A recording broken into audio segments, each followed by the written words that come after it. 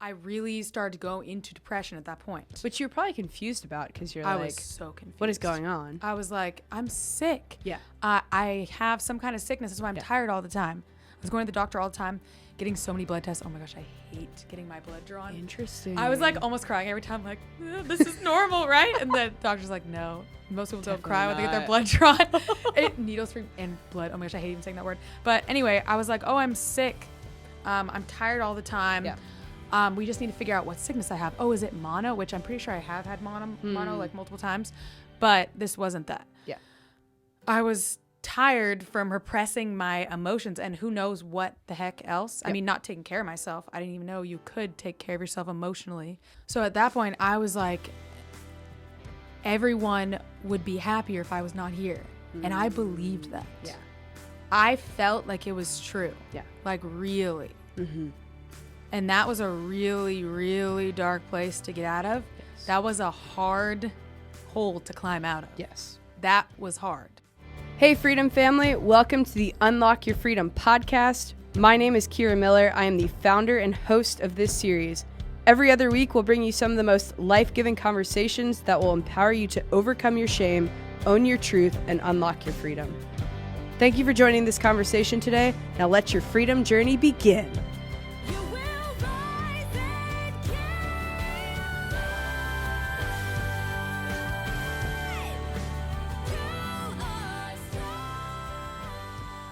Hey everyone, welcome back to the Unlock Your Freedom podcast. My name is Kira Miller. I am the founder and host of this series, and today's guest, we had one of my absolute best friends, Christina Cimorelli. So it was super interesting interviewing Christina because she's actually really different from me. Her entire life, she's always really been able to identify other people's emotions before she could identify herself. And I am the total opposite. I can always identify my own emotions very well before I can do that for someone else. And so it was really interesting to just kind of compare and contrast how different our personalities are and our stories are. So yeah, I'm really excited to tell her story and share it with you all today. Okay.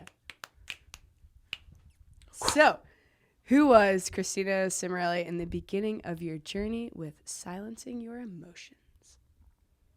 Well, I got to paint a picture of me as a child, which I do. feel like you would be shocked to see this child compared to Because me now. I don't know you in that way. Yeah, there's definitely me in there. It wasn't like, whoa, different person. Yep. But in some ways, it was like a completely different person. It was almost like every day was kind of like a haze. I was kind of like a robot, and I was just like, I don't remember thinking, I'm sad. I remember thinking I'm mad. I'm scared. I'm this, I'm that. No, I didn't really think like that. I didn't feel like that. I didn't express that to anyone. So it was just living every day and just being obedient, doing what I'm supposed to do, doing my best, and just getting mad. That was okay with me getting mad, but everything else I was just happy, mad. That was all that I had in there. Happy, mad. That was the scale. Okay. I just wasn't aware. Yeah, you didn't know. Yeah. Mm-hmm. I didn't know. I had no idea. And it just feels weird to think about now. Yeah. Well, and do you feel like that was because you had so much to do? You were an older sister of 9. You didn't really have time for emotions, let's be honest. Okay. I did have time. It would have been better, honestly, if I had allowed that for myself. Yes. Oh, I think allow was maybe the word I was looking for earlier. I didn't allow any other ones. Oh, okay. No, acknowledge. That was the word. Okay. Bam. Yeah. So being the oldest of 9, but there's one above me. So second oldest of 11. Yeah. But being that firstborn female and all that, it's pretty crazy because when anything happens, it's 9 heads or however many were alive at that time, 5, 4, 6, whatever. Look at me. They all look at me. So something happens that's scary. They all look at me, and then I go, oh, if I react really scared, it's going to freak them out. Yep. I'm not going to react scared, and I'll be like, guys, it's not scary. Calm down. It's going to be fine, which helped them calm down. Yeah. But I know now that if I were to have been like, okay, guys, this seems like a scary situation. Yes, I'm feeling scared, but it's totally doable. We're going to handle it. This is Yep. going to work out. So saying, yeah, I'm feeling scared now, but I'm also not feeling, I'm not going to lie down and be helpless. Yeah. Different thing. So I was really trying to be very caring, and it did help a lot with that. But I didn't realize what I was doing to myself and what I was doing to them with the role model that I was being as far as emotions go. Yeah. Like, don't feel them. There's nothing to feel. Nothing to feel here. Yeah. Move along. Nothing to feel here. That was basically me. So that's kind of how it happened. Yeah. Kind of. Do you feel like you would have been maybe like embarrassed by your emotions at all? Or do you just feel like you just kind of had to protect your siblings and like that was it? Yeah, protection's definitely like the biggest. I mean, all my dreams revolve around protection, almost all of them. True. Like so many dreams I've had like since I was a kid. Wait, you mean like literal dreams? My literal dreams. Okay. I had so many dreams of like saving my family or saving people from some kind of disaster. That's like all of my dreams. Oh my gosh, I need to go in there and save that person from that thing. So definitely, I don't think I knew that I would have been embarrassed by anything. Like I was so out of touch with myself to the point where it wasn't, oh, I think this is embarrassing. I don't want to feel it. It was like, there's nothing here. I don't know what you're talking about. Yeah, like, yeah. I didn't like even there literally know. wasn't anything there. It's scary to think about now that I'm like becoming more aware. And now when I see other people who are really in touch, like some of my sisters, I'm just like, how do they do that? But how did I think that there was nothing there? Yeah. Right. I didn't even think about it. I didn't hear talk about it. I didn't know anything about it. So, well, I remember you mentioned to me that there was a time when your sister Lisa, who is like super self-aware, the total opposite Very of you, self-aware. she like essentially pointed out how you felt about yourself. So talk about that. Like, that was so weird. this was really crazy. And this is kind of probably the moment where I realized I have no idea what's going on. Yeah, like something was like shocking. Yeah, probably. I didn't really change as far as, oh my gosh, I have emotions. I didn't quite get that. But I was like, wait a minute. It's possible to know that about yourself. So I was, I think, 15. And something that I won't be talking about on the internet, as we talked about before, something happened in my life that was pretty painful, traumatic maybe, pretty painful. But I didn't know that it was painful. I didn't think it was painful. Gosh. If you looked at what happened, you'd be like, yep, that's painful. But I was like, oh, what? So something happened and I was responding to it in a way where I was kind of shutting down and didn't know that. So I was feeling sick and I just thought I was sick. And Lisa writes me this letter. Crazy. She's 12. Oh my gosh. She's 12. I'm 15. She writes me this letter, and I remember it. I have it somewhere in like a box of like things that you keep. You know, I have this letter of Lisa, and her handwriting's like the same as it was. She was 12, probably Same minus person, 2. super And it's like a self-reflective. pretty long letter, and she's like, "Hey, I know that you're feeling like this because this thing happened, blah blah blah blah blah," and I'm like, "What? How do you know that? Yes, yeah. How on earth do you know that?" And I was like, is she right? Oh my gosh, I think she's right. How did she see that? Yeah. How did she even know that?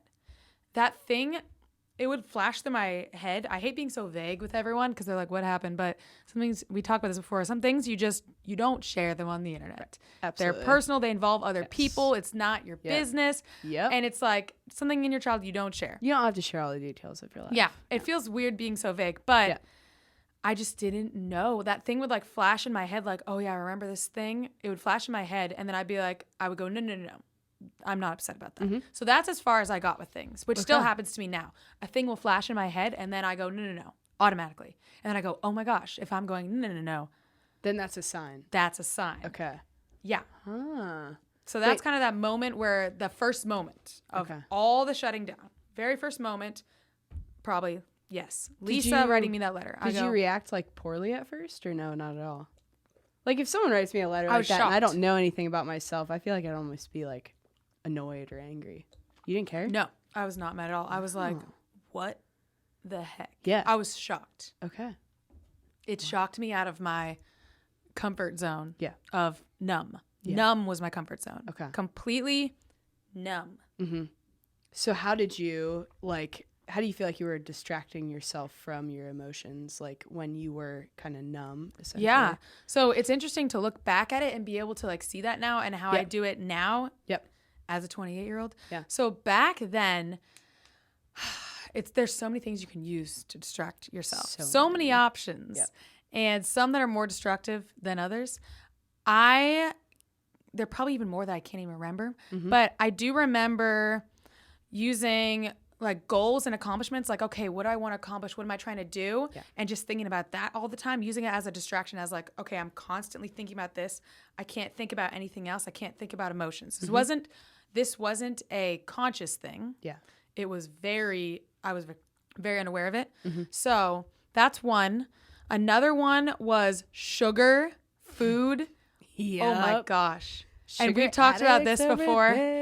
Yeah, we've talked about this. I never really thought that I ate too much sugar until Catherine, the sister right below me, got her license, and or maybe it was even her permit, and she started driving the car that I was driving. Yeah. And it was before I was the only one in the driver's seat. No one else drove it. She drove it, and then she's like, Christina, what is wrong with you? I opened the door, and there's like tons of candy wrappers on the little like pocket thing. And I was like, what? Which, like, I can't imagine this now because it's not you. Although, I feel like there was a time recently when I saw you eat a lot of candy. So you were there yesterday. I ate 2 donuts. Oh, that. I wasn't counting that. Honestly, but there's another that was probably me being chill. That was probably me being You did tell me, you were like, never get me Krispy Kreme donuts because I will go so good. Well, I like to think I have a little more self-control sometimes. Most of the time now. You're good. But back then. But if things get emotional, you never know what's going to happen. It's true. Hormones. It's true. You never know what's going to happen. Yeah. So, I mean, I've always had a wild appetite. I've had a wild appetite, and I was a 00 when I was right before like maybe 16, 17 when I started to gain a little bit of weight. Yeah. I was so skinny. People thought I was anorexic. I was thinking of eating not as like, oh, it's time to eat, I'm hungry. It was like, oh my gosh, I'm about to get this like sugar rush, this feeling when I eat. I thought of food as like a feeling. Yes. You know? And then you want to indulge in it, which you talk about being like overindulgent in your entire life. Yeah. Yeah. I've been known to overindulge in everything. Yeah. You know, working out too much. Like, not like constantly. I mean, like, you go and you do a crazy workout to the point where you can't exercise for a week, 7 days, 10 days, because you just went so hard. Your muscles are so sore. Yes. Moderation is hard for me sometimes, but I'm so getting there. But moderation then, you know, it's like no emotions. Right. Couldn't do it. Yep. I didn't know what moderation was. I'm like, I'm just going to push everything down. I'm going to eat all the sugar. Yep. I'm going to go for the biggest goal. Right. I didn't know how to talk do about that too. How you like almost replaced goals with like you replaced your emotions for like setting goals and accomplishments. Yeah, so it's just like thinking about at that time, well, through my childhood, swimming and gymnastics were really, really important to me. Yeah. Sports were my number one. Oh, piano too. Oh my gosh. Singing wasn't really my number one thing. I loved singing all the time. It was just like a normal part of my life, but I would play piano for hours. Oh my gosh, it was so fun. And just sit there and play and just think about what am I going to do next? What's my next goal? What am I doing? I'm not feeling the emotions or anything like that. I'm thinking like swimming. What number do I want to hit? Like, what time do I want to get? How can I improve? Talking to my mom, who's like coaching me. What can I do to improve this? Gymnastics. How can I improve that? Like, I would just think about it all the time. And I would work so much. I'm the kid who would go home, and be practicing and studying and working so hard. Not the kid who they come back and they're exactly the same as when you last saw them. Like, I'm improving in between every time. And it was like I made my life so full that I couldn't have thought or couldn't have thought emotions or felt anything. Right. And it wasn't totally conscious. A distraction. Wasn't conscious at all, but it was very smart of my brain. Like, okay, you can't handle these things. Let's just fill you up so you can't think about any emotions. Right. There's no time for emotions in here. Right. And I'm just going, and I always got something on my mind. I'm never like just sitting there like, how do I feel today? So did you think that maybe emotions were like, I don't know if it's bad is the right word, but maybe like a waste of time almost, like knowing your emotions and like really embracing them, Didn't even think about them. Gotcha. The concept of emotions Didn't exist. What didn't exist in my world until I don't even know what age.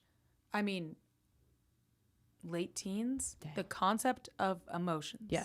Okay, well then talk about how you were a teenager and you first like started to notice that you had emotions. What were like some of the voices in your head that like what were they telling you like when you started to feel your emotions and know that they were there? I don't even know if I can remember, or I don't even know if they were saying anything. Okay, yeah. The voices of like my own emotional voices really are really just starting to creep up like recently. Yeah. Recently. Okay. So I wasn't aware. I was so good at silencing them. Yeah. I couldn't get in touch with that. It's wild. And to you, you're like, that's wild. And I can't even imagine being like, that's wild. I'm like, what do you mean? How did you, how would it be to live a different know way? Everything about yourself? How would that nice. be? But also sometimes like not nice because then you know like too much about yourself too much of the time and you're so fixated on that and that's all you can think about. And like that's how you like start to develop depression sometimes because you just constantly think like, well, we'll talk about this more for you, but for your depression, it was more like, I feel numb. Mine, it was like, I actually feel all of my stuff. I don't want to feel it. So I'm going to numb myself in some way. And then like, but I still, for me, I still just like, I try to get to the bottom of everything. Like, why is this happening? Why is this happening? Why is this happening? And the more I like dove deep, the harder it was, it seemed like, the more I got depressed. Yeah. That's more relatable to me now. Yeah. Mm-hmm. That's definitely more relatable now. Yeah. Not even close to relatable back as a teen. Oh my gosh. So it is wild to me. It's so weird. Yeah. But well, the crazy thing is like for you, which being your friend, I know this very well. You like totally notice things in other people very well, yet you can't know yourself somehow. So like, what does that look like? Because you were always a big sister for people. Even like outside of your family, it was friends too. They would always go to you with like their problems and stuff. So you could always share what you thought they were experiencing. So talk about that. Like, talk about how people came to you for advice and that kind of stuff. Yeah. People have been coming to advice since I was really young, just because I was like that typical older sister. Yeah. And I think it was different when I was younger than it is now. Before, it was just because I seemed like I knew what was going on. So I'd be like, okay. But then as I got older, it's because I had a lot more insight. And there's an interesting reason for that, talking about me being able to look at people and point out things and then be like, how did you know that? Yeah. There's a reason for that. I wasn't always like that. That wasn't a natural thing to me. Yep. About the age of 17, 18, I started to study psychology. Okay. I went to college when I was 16, and that's where I started like learn about psychology a little bit. Okay. Then I started to learn a little in college, and then when we moved to Malibu, I was 19, and I was so bored. We had like nothing to do, even though we had a record deal. Yeah, it's crazy. You'd think there was like all this crazy stuff to do. Your record deal but career. But it was like maybe one thing a week, and then like nothing the rest of the week. Yeah. So I was so bored, so I started going to Barnes and Noble like every day, and I would go for 9 or 10 hours, and I would just read the whole freaking time, just reading. I didn't have an iPhone then. Okay. I just had like texting on my little phone. Wait, at 19? So, yeah. I didn't have an iPhone. I didn't get an iPhone until way later than most people. Wow. So there's like not much to do. So I'm sitting there just reading, and I started to go into reading about all sorts of different things, like relationships, marriage, divorce, therapy, depression, mental health, like tons of stuff. Yeah. Just getting into all of it, I was like eating it up. I was like, what is this world? Yep. So I started just reading everything. Yeah. And getting into birth order psychology, and then all the personality stuff, just getting into all of that. At 19? Yeah, that's when I started. I was like devouring it. I was so hungry for it. I was like, who's been hiding this from me my whole life? This is so cool. And I was like, why is no one talking about this? Like, this isn't really mainstream. Like, people don't talk about this. Not at all, especially not then. And I was like, this is making my life so much easier. It's making things make sense. Yeah. I feel like this is like the whole like freedom situation here, where I started to be like, oh my gosh, like a weight is lifting, like things are starting to make sense in life. Like life makes a little more sense now. Okay. And so through learning all that stuff, I was able to look at other people and be like, oh my gosh, I get why she's doing that. It's because of this. Okay. And connect it. It made me such a more compassionate person. Because I used to be like pretty judgmental. We've talked about this, both of us. Struggle with that for in different sure. ways, kind of. But I definitely would like look at girls and be like, oh my gosh, she's wearing that. Then it turned into, oh my gosh, she's trying to get his attention by wearing that. Oh my gosh, she wants his attention because she's lonely. And that's because of that. Like I made it, the things. Did you all ever made judge sense. yourself when you were like analyzing people? That's what I struggle with actually, is like, I'll be like, oh, she's hiding this about her. And so I judge. You don't do that? What do you mean? Like, just in that scenario, I would almost be like judging that person and be like, no, this is actually what's happening. She is wearing that because she like wants to, she's insecure and like wants to look nice for this guy. So I would like judge her for that. You wouldn't know? I mean, that could be true. Yeah. That could be just a true statement. I know, but I would just be like, oh, what a dumb reason or something like that. Like, that's what I would do. I'd be like, I would go to the point of like it was like a light for she you feels almost. Insecure because she doesn't have you a would sense have of compassion. worth. Yeah. And then I'd be like, oh, if only she knew that she doesn't have to do that to get attention. Yeah. She could just talk to him and connect with him on a different level instead of like a shallow physical level. Yeah, that's an example. So you had but compassion. I started to see like why things were happening, or like, oh, they're behaving that way in school because of they're scared to fail. Yeah. And they're scared to fail because the way that their parent put pressure on them because blah, blah, blah. Yeah. And I kind of wondered, like, am I even right on any of this stuff? And then I started to actually this is how it got interesting. I started to, like, really ask people, like, have deep conversations. I did not have those before because I didn't know what to think. I was just like, again, crazy for me because that's all we ever have, I feel like. So. I didn't really like the shallow stuff. I always felt weird, but I didn't know what it would be like to really have that conversation that we have now that like feeds your soul. Yeah. So I started to have those with people and they would open up about what was going on. And I was like, oh my gosh. Yeah. Exactly what I thought. Or I would learn from them like, oh my gosh, she's doing this because of that. It makes sense. And I would just have so much compassion for people because I wouldn't just see the surface level thing. I would see like the reason behind it and connect it. So that is kind of what happened. Okay. And I'd be able to see other people, and it was very easy to identify that. Like this girl, one time, she asked me to just like read her. Like last year, she's like, I didn't know her. I just met her. Yeah. And we were talking about this. We got in a deep conversation. She's like, just read me. Tell me what you think. So I went, she's like, just be blunt. And I was like, question. Okay. Yeah. I was like telling her like, I think it seems like whatever. I don't remember what I said. You have a lot of fear in there. You have some insecurity about, and I've named different things. Yeah. I'm like, you're feeling this. And then she just like, how did you do that? Yeah. You don't even know me. And I was like, I don't know. I feel like a vibe and I connect it with something that I think happened. Yep. I would ask people about their parents. Was your mom like this? And they'd be like, no, but my dad was. Or yes, that's exactly how my mom was. And I was like, what? Because you studied all that information. Probably. Yeah. Wow. But I'm not at the place where I'm like, oh, I can just see a person, out. bam, bam, bam. It's more like I see a person and I know what questions to ask. Good point. Okay. And I get to the bottom real quick. Yeah. And it's so weird. Yes. And Michael, my older brother, he taught me a lot of this as well on the other side. He taught me observing, which is what he's been doing. It's his natural talent.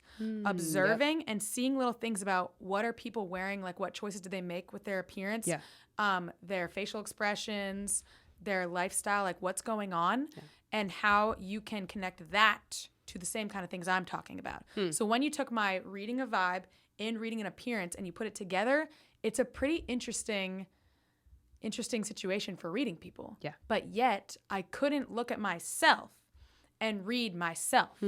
I was so confused. Yes. How do I read myself? Right.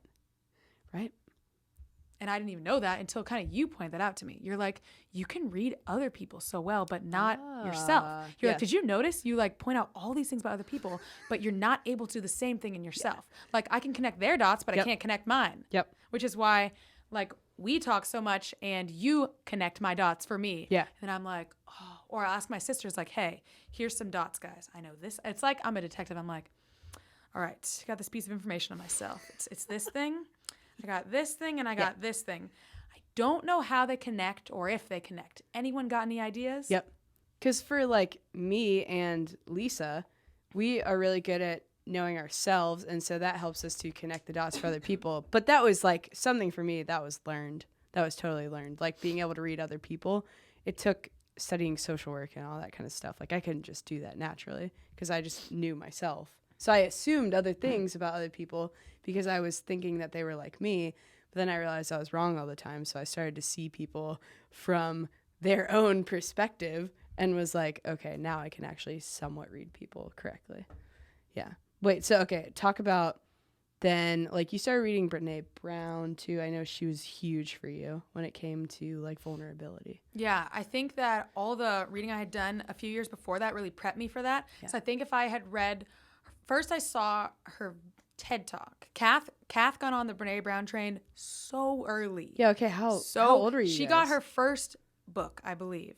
The Gifts of Imperfection. Okay. The one that people didn't know about as much as Daring Greatly. Yeah. So she got on that train. Gosh, how old was I? 24, 23? Okay. So this is 3 or 4 or 5 years into me discovering emotions. And being able to read other people.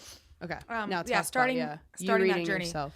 So I saw her video and she's talking about shame. I believe I've watched so much of her stuff. It gets a little mixed in, but I think it's shame and vulnerability with the first one. I can't remember if it was only one or the other, but I think it was that. Shame. It's at least shame. Yes. I think vulnerability was in there. And being in the arena and you see like yourself in the seat, like shame. your critics. Yes. So she is talking about that and how uncomfortable and how nobody wants to talk about it. Mm-hmm. And when she brings it up, people run away, basically.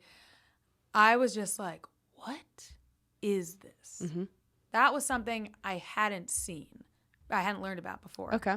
I was not really aware of shame, like what it was. Yep.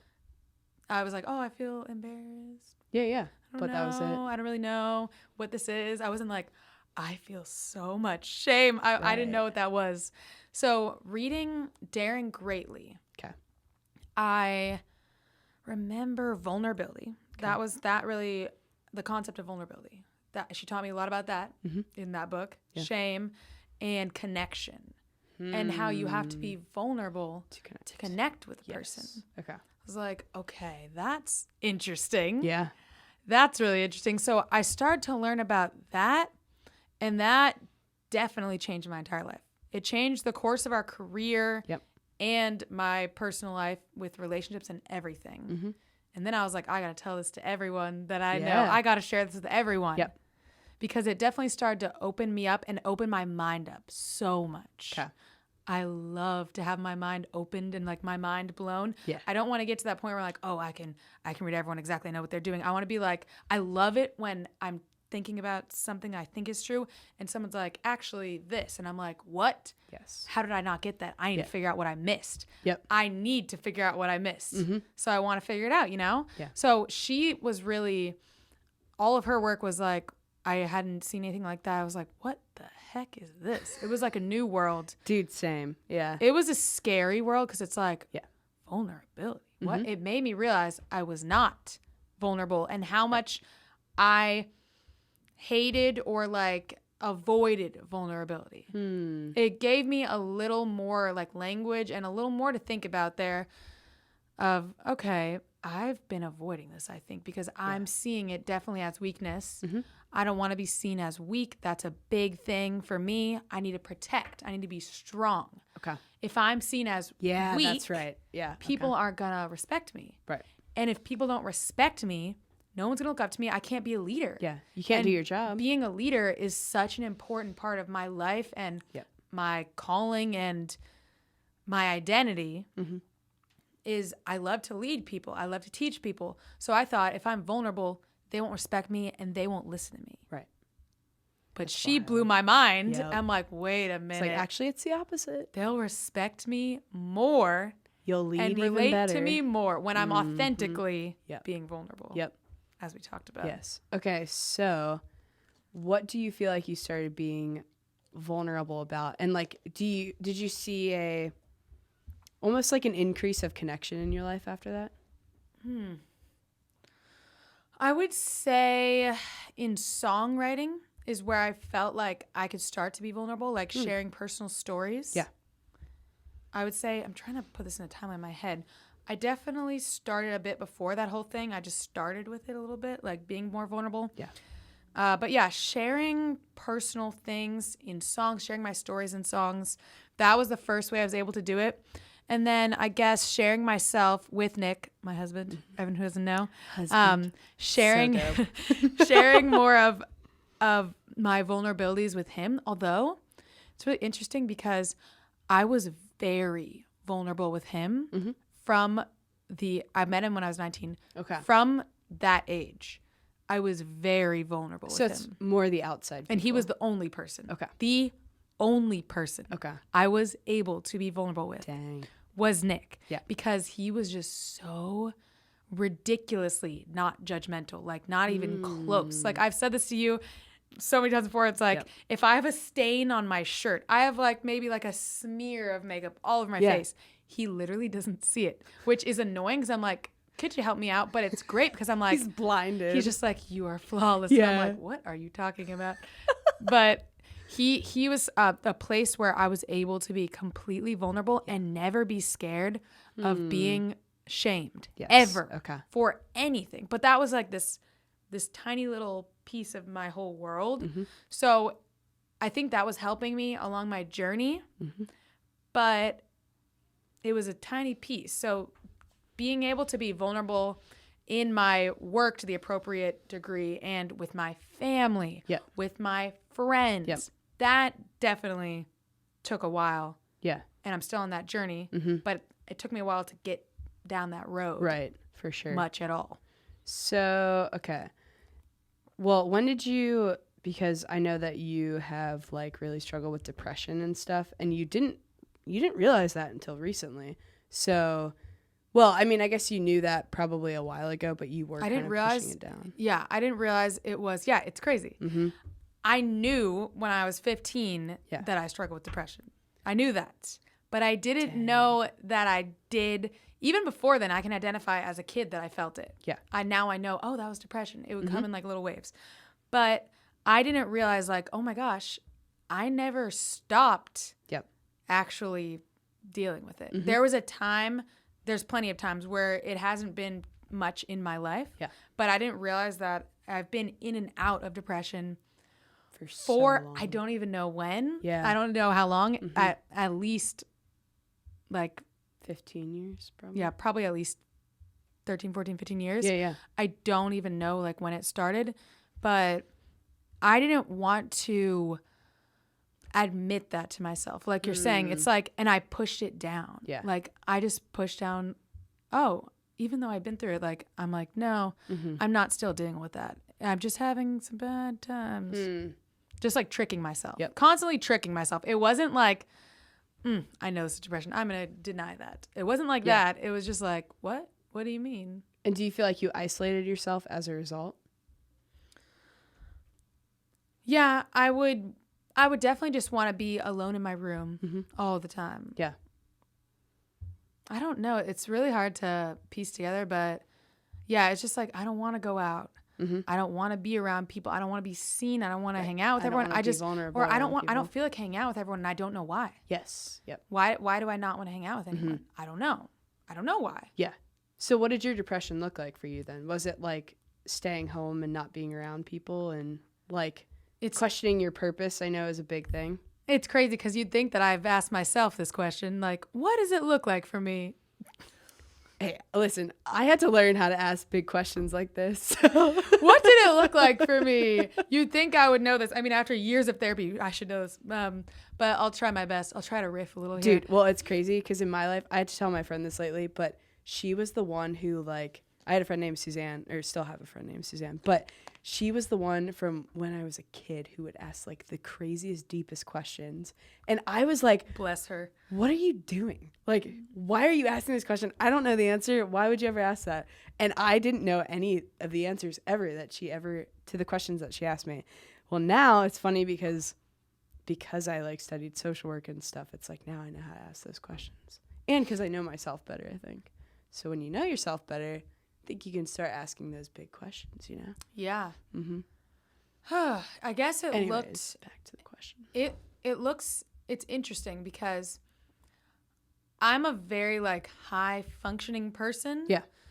So Didn't look any different. and I'm very much like an overachiever type of person. So it might look like normal functioning, but to me, it's very much under functioning. So it looks like I'm laying in my bed and I'm not getting up that morning. I'm like, nope, I'm not getting up, but I know I have to work. Yeah. So until the moment when I have to rip myself out of bed, I'm just going to lay there and just not Be miserable. really exist. Yeah. And then as soon as I'm done with everything, I'm just going to get back in there. I'm going to be exactly the same. Yeah. And that I'm just not really going to live, kind of. And then there's obviously all the crazy thoughts, everything that the mindset that goes in with everything. Just tearing yourself down. Yeah. But sometimes Listening to the devil's lies. sometimes it's just feeling nothing. And I don't get into all the deepest, darkest things. Yeah. Don't get into all of that. It is dark. Yeah. Whew. Yeah. But it's really dark. But it's like numb. Tearing myself down. Numb. Yeah. And I really pushed to stay numb. Yeah. And I even felt comfortable being numb. It was very comfortable. Yeah. It's just like, this is my comfort zone. Yeah. I don't want to be like having good times because then I can come back down. I'd rather just live down here. Doesn't sound that good now, but in the moment, it sounds pretty good. Yeah. Things are so distorted when you're in that mindset. Right. You think they make perfect sense to you. Like And you can justify it. Yeah, you're somehow. like, I'm a burden to everyone in my life. This Yep. makes perfect sense. Yep. I am totally sure this is a logical thought. Fact. I'm a burden to everyone in my life. Yep. They would be so much happier if I were not in their lives. Right. This makes so much sense. It's so distorted. Yeah. It's scary because you don't realize how distorted your thinking is when you're in that place. Yep. So getting out of that place, I'd have to be like, I was so distorted when I was there. And then when I get back in the place, I'm like, this is distorted thinking. This isn't true. It's not true. But you're only like trusting your past self who believe that way because you don't believe that. The future self yet. You don't believe that in the moment. You're like, okay, I'm trusting my past self that went through this, but it doesn't feel like that right now. This feels like fact and truth right now. Yep. This feels like the truth, but it's not. Yeah. So it's scary when you get in a place where you can't even like figure out what's true, or you're convinced something is true that is not true. Yes. That's scary. I know. Well, I was at church the other day, and I think I kind of shared this with you, but they talked about how for so long, like, we are conditioned by people around us to think a certain way. And then, but really, you're actually created by God to think a different way, to think at this high level of thinking because you have the Spirit in you. And it's like, what's wild is, we talk about this, but like a renewing of the mind is what really helps a person to like overcome those really deep, dark thoughts. Is when you hear these lies coming at you, like, oh, why are you even here? Why don't you actually go ahead and turn to God and be like, hey, God, I need your thoughts to overpower the enemy's thoughts, because this is actually how I'm created to think. I was conditioned to think this really low level thing, but I'm created to think I am unique, fearfully, wonderfully made, all that kind of stuff. Like, those are the truth. And like, I am an image bearer. So I am clearly good. Like, those are the things that we are actually created to think. But the devil from the day one is, he's like the dev from day one. He's like, nope, you're not going to think like that. You're going to think you're not supposed to be here. Yeah. It's pretty crazy. I know. Okay. So what was like the deepest part of depression for you? What did that look like? Well, I've definitely gotten to that point like a few times over the last 13 years, I would say. The first time I really got there, I was 15, and I talked about this in a video that we did called like our testimonies or something. I did lay it out there if anyone wants to get into that, but it's been different every time, which is interesting. Kind of creepy. It's like getting more creative. That kind of creeps me out. But at that point, I thought I was a burden. Like I was saying earlier, I was sure that I was a burden on everyone. Because me having so much emotion, which so much going on, so much, I don't even know if I would think of it as emotion back then, but it was like something so dark going on in my life. Yeah. I thought was such a burden on my family. Like it's so much for them to deal with, you know?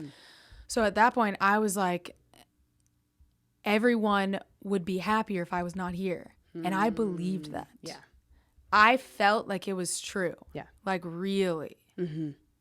And that was a really, really dark place to get out of. Yes. That was a hard hole to climb out of. Yes. That was hard. Mm-hmm. And I thought that was never going to happen again once I got out of it. Happened again. I don't even know how many more times, but I just think it was a couple. Yeah. But during that period, it was hard for me to be in touch with myself. So I would just deny when I was in that place. Be like, I'm not in that place. I'm not in that place. But then I get real with myself. I'm like, lady, you're in that place. You're there again. But it would be different. It would be like different thoughts. Trying to remember. Yeah, I'm trying to remember in between all these. It would be like, you can't make an impact on people. Everything you're doing is like, it's useless what you're trying to do. You are useless. You're not going to be able to do anything. Yeah. I never had the you're worthless, you're a piece of trash kind of self-talk. I never had that. Yeah. But I had you're a burden. You are useless right now. You're not going to impact people. And then the other one, which sounds pretty logical, honestly, which is, if life is this painful, why do I want to be here? Why do I want to live this if it's this bad? If I have to live this point of pain, like this much, why do I want to stick around for that? Right. Which I've learned it's okay. You're going to come up again. You can handle this. You can get through this. You can reach out to someone. You don't have to stay in that moment and be alone, because living in that painful moment alone, that does suck. Yep. But when you open up to someone else and you bring them into the moment with you and they're there to comfort you, it's not like that anymore. Yeah. But in that moment, you're just thinking, this is life. Why do I want to experience this? Right. And I'm alone. Yeah, and I'm alone. I don't want to reach out to anyone. Yep. I don't want to burden anyone. Yep. So it's been different Yeah. every time, which is kind of scary. So it took you a long time to really like talk to people about it for the most part, aside from Nick, probably. Yeah. Yeah. How come? Do you feel like Definitely. there was some shame involved with it? Well, firstly, I was denying it. So I was like, this doesn't exist. Until like last year, I was like, this doesn't exist, really. Oh, yeah, I'm fine. Just pretending nothing's going wrong. I mean, anxiety, you can't deny that one. For me, at least, I can't be like, I feel fine right now. Yeah. That's harder to deny. Yeah. That's like, yep, I got a lot of anxiety. That's an easier one to be like, what's the word I'm looking for? Identifying. Okay. But I would say I wasn't opening up to people because I didn't want to burden them. Because it's scary. sure. It's Oh, like, yeah. who can, honestly, it's a lot for people to handle. It is, yeah. That's a lot to put on a person. So I'm like, who can I even, I mean, I could have gone, well, Catholics here, go to confession, go to the priest. They can handle that. They deal with this. Yeah. They can handle that. Yeah. They can handle that. I could have done that. Therapist, hello, they can handle it. But I didn't want to open up to my therapist. And then my husband, obviously, I can open up to him all the time. Yeah. It's great. But it's a point where you don't want to say it because you're like, I don't want to bring someone down today. Right. But that's not right. Because you don't have to think of it as placing this heavy burden on them. Yes. There could be like, It's letting them in the moment with you. there could be a different way. And I thought of it as like, oh, now I'm putting this on them. Yeah. So that's still a tricky one that I'm still trying to work through in my head. Yeah.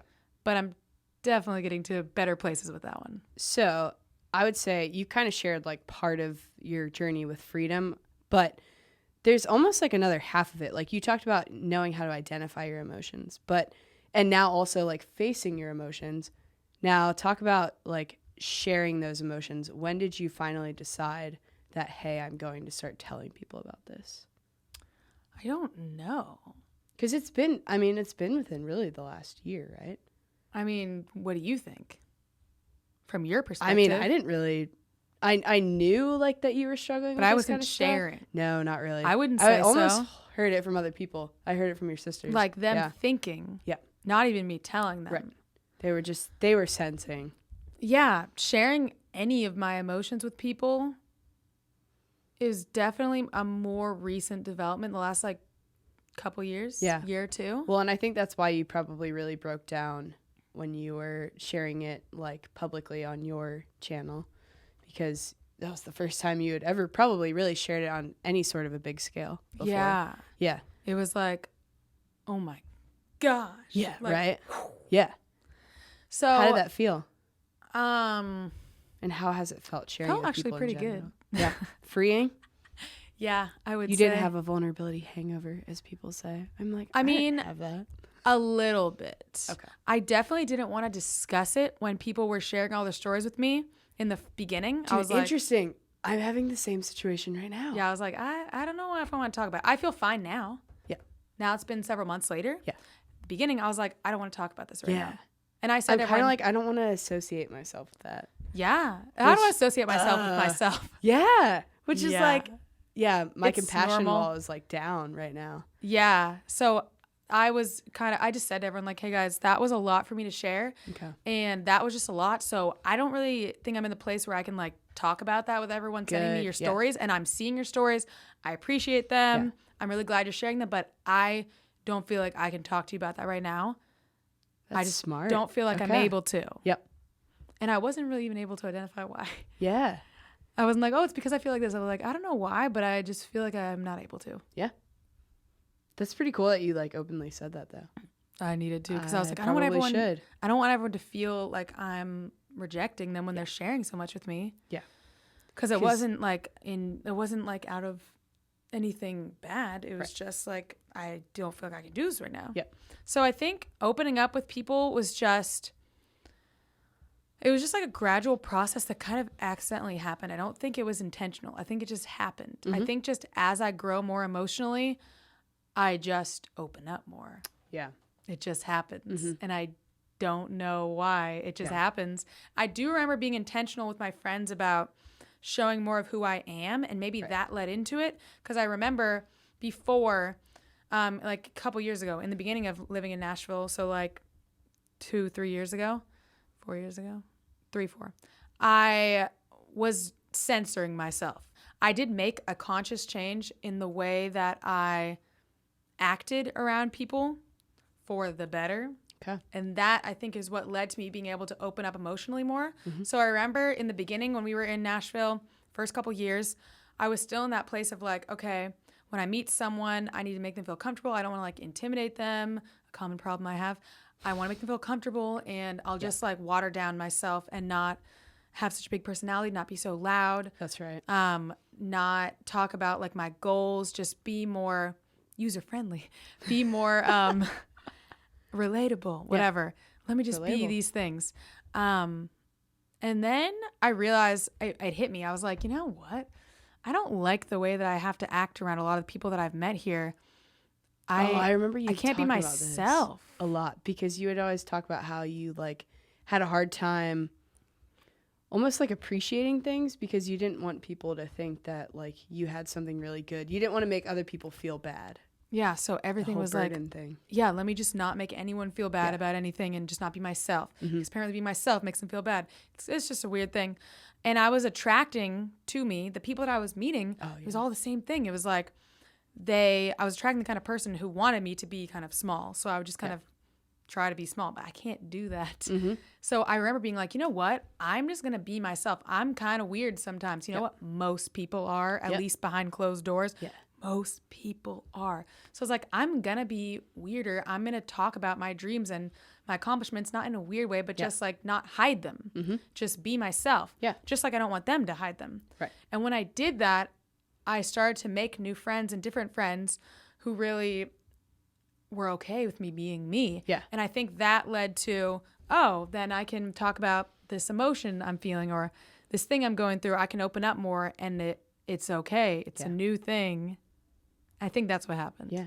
And now, like in therapy and stuff, you've had to learn how to use, or you have these emotion cards. Talk about that. Yeah. What is that? So my therapist recommended these emotion cards to me. And I was like, what the heck are these? well, actually, I want to talk about therapy 1 second. Anyone watching who's like, therapy.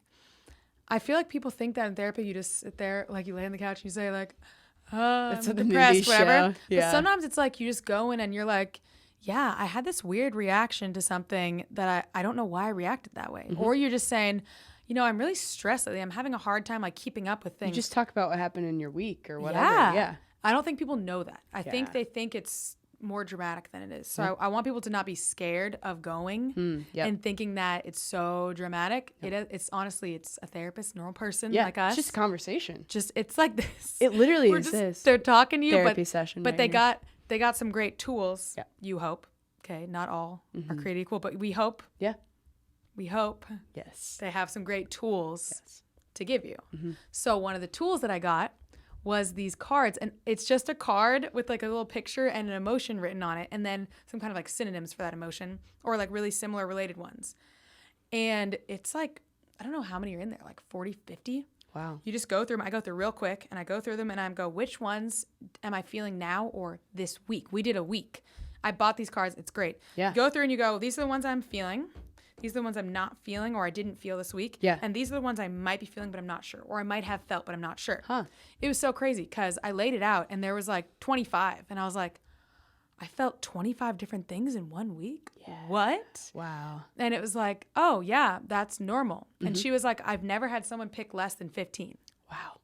And I was like, if you We're asked me emotional before, beings. how many emotions do we feel in a week? I'd be like, 2. Yeah. Sad? No, not sad. Mad? Happy. Or happy mad, right? That was it. Recently, I would say 2. Yeah. Oh. Like, oh, yeah, I'd probably be like, oh, yeah, I felt pretty good this week. Yeah. Good. It ain't really emotion. Nope. Not really. Felt pretty good. Yeah. Yeah, that's what I would do. I felt pretty good this week. Not even using an emotional word. Like, I felt hopeful. I felt joy this week.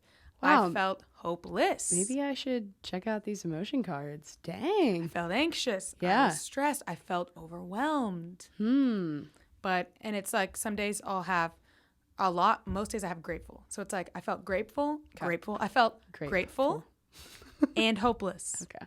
It's like, what? But that can happen. I'm like, man, I'm You really can have grateful them for both these things. on the same And day. then I had a really hopeless moment. Yeah.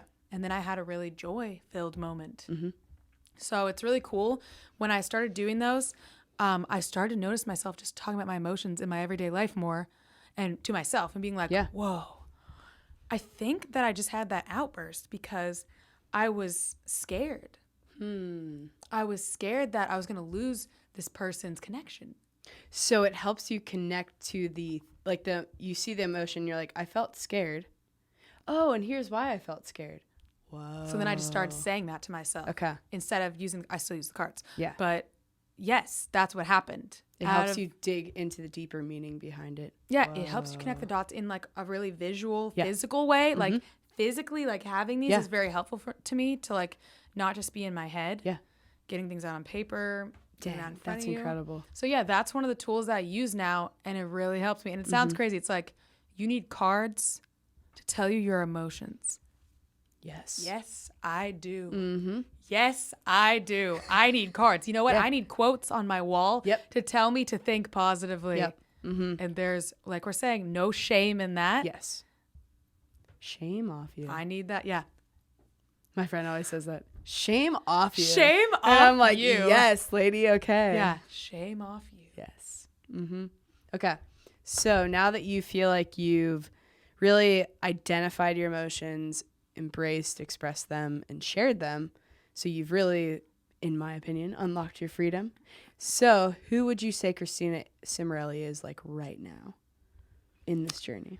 It's still tough It's still tough to be like, I am this. Yeah. It's very tough for me to do that. And yet I could look at someone else and be like, they're this.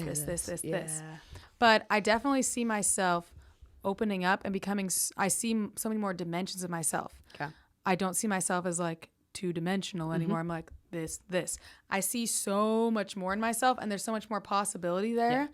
And I'm definitely now a much happier person, which is, it's really crazy. I'm so much more able to have this positive outlook on things when things are going really bad than I used to be. Really. So something goes bad and I'm I'm like, okay, that is a challenge. I'm not like, nothing's wrong, I'm happy. That freaks me out. I'm like, okay, this is a challenge. I'm definitely not feeling too good about this right now, but I feel hopeful at the same time. Yep. I feel hopeful. Yeah. I feel hope now. And I don't think I was able to feel hope because that's the big thing. Hopelessness was such a big thing before, and I still feel hopeless all the time. Yeah. But hope doesn't leave like it used to. Yep. The hopelessness comes and it goes. The hope is just there now. I mean, I have to say that's God. It's inviting God into my life way more than I used to, and realizing that I don't have to carry the world on my back. Yeah. I can give these things up to God, and he's the source of my hope. I'm connected to him now, and I know that no matter what, I don't have to be able to come up with a reason or a way out of everything on my own. Yeah. I know that he is going to supply me with that. So that's where that hope comes from now. That's incredible. And that came through all that. Yeah. Crashing down, keeping the world on my shoulders and going, I can't do this. There's got to be another way. And then he comes in. Yeah. So when you feel maybe tempted to like suppress your emotions and push them down, who's holding you up, and what do you do to kind of not fall back into that temptation? Well, which you're just kind of talking about. Yeah. I'm like, no.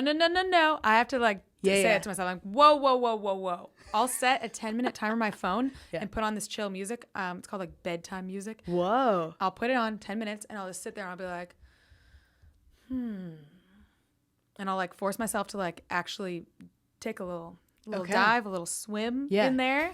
I take a little swim through my emotions instead of being like running away from that little pool. I take a little dive in there and I make myself. So I'm like, And I would say who's lifting? Yeah, who's holding you up in this? Who's holding me up? Besides God, you mean? Sure. You. You're like, Christina, let it out. You're like, you seem troubled, whatever you say. Nick, when I express them, he's not as good at pulling it out of me. But as soon as I express it, he's like, Christina, this is what it is. Right. Yeah. But I have to bring it up first. Okay. We're working on that place where he can point it out to me. Yeah. So I think you kind of point it out, and then I'm like, oh. Probably Lauren, too. Something's going on. Yeah. Lisa, Catherine. Yeah. Sisters. The sisters. They're like. Yeah. They keep you honest. Yeah. Mm-hmm. It's way better this way. Right? It is. So what would you say is maybe like a inspirational quote or Bible verse or a story you've read that just really gives you that hope in all of this? Oh gosh, there's so many. I know, right? So many. Yeah, so you many. Can share multiple. So many verses that I'll read in the moment. It's like perfect. It's kind of like it goes with the moment of whatever I'm going through. But I definitely. This is really simple. The most simple thing that like stops me from beating myself up. Okay. Every day, all the time. Yeah. The most simple thing, which I find it's the most simple things that are the most helpful because they're easily overlooked because they're so simple. Yep. You're like, it's got to be some crazy magic trick. Nope. It's like, no, it's something so simple. So the most simple thing for me is I'm constantly telling myself, it's okay. You learned from it this time and you're going to take that knowledge with you next time, no matter what happens. I just say, you're learning from this, you will learn from this, or you learned from this. So I'm scared to make a mistake. It's okay if you make a mistake because you're going to learn from it. When I'm scared to take a chance, it's okay. If it doesn't go right, you'll learn from it. Yeah. If I just had a big failure, that's okay. You just learned so much from it, and you're ready to go into the next round. See things as rounds. Like, we got so many rounds like coming up. Chapters and stuff. Yeah, it's not the end. Like, why do you think it's the end all Right. the time? That's what I thought. Yep.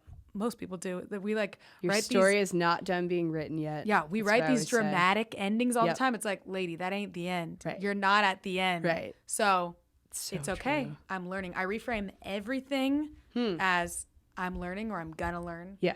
Or I just learned that. Okay. And that gets me through so much. Yeah. Dang. I love that. All right. Anything you want to share with the audience? The audience of cameras. pretty big audience. Like, okay, because I would say we're about wrapped up, but just anything that you would want to share to maybe someone who is doing the same thing. They're like, maybe they're not even aware of their emotions. They're not even aware that they're experiencing this right now, or they are aware and they don't know what to do with them. Would you say anything to those people? Yeah, I've been getting so many messages of people saying that exact thing recently. Yeah. So what have you been saying to people then, maybe? Well, this is tough because we want certainty so bad. Yeah. And you're not going to get certainty if you're going to live, right? You're not going to get certainty. Nope. So it's tough because when I'm going to tell people how to get out of this place and get to this new place where you're living, the place of like really living a fulfilling life is so in the midst of uncertainty, and it's just leap after leap of faith. Mm-hmm. And that's really uncomfortable in the beginning, but it becomes much more comfortable. Yeah. You become great at leaping. Yeah. Kind of becomes exciting almost sometimes. It does. It really does. It's hard in the beginning, though. Yeah. I would say it's really, really hard to make that transition. Yeah. It's very difficult. So you got to decide, I'm going to live in a different way. I don't want this anymore. Yeah. And you're not going to know how exactly that's going to work because everyone's journey is different, but there are similarities that are going to be there and things you can learn from other people. So you have to make that decision like, I'm going to live differently. Yeah. And you have to realize I'm going to fail. Yes. So first of all, get those things out of the way. Yeah, you're going to fail and it's going to hurt and it's going to suck. Yes, that's going to happen. Okay. Yep. We know. It's going to be embarrassing. Things are going to happen. And then you have to go for a different kind of lifestyle of like, how can I live connected and open with other people? Yeah. And you're probably not having those people in your life right now if that's your problem. So you have to have faith that when you take that leap and you're going to go into that different kind of way of living, that you're going to find those people. Yeah. And it's hard to believe that you're going to find those people. Right. Like, really? But when you think about it, somehow, it's like, did you really meet everyone in the world yet? Did you do that? Because I don't remember you doing that. I didn't do that. 7 billion people. Yeah, it's actually easy to reason your way out of if you really get in there. Yeah. So, yeah, I just say you got to commit to living a different way and know that it's not going to be certain. Yeah.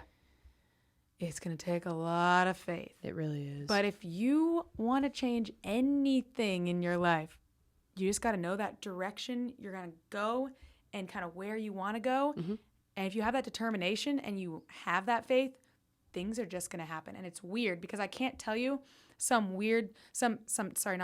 can't tell you some like equation 2 + 2 = 4. Simple, straightforward, makes perfect sense. I can't tell you that. Yeah.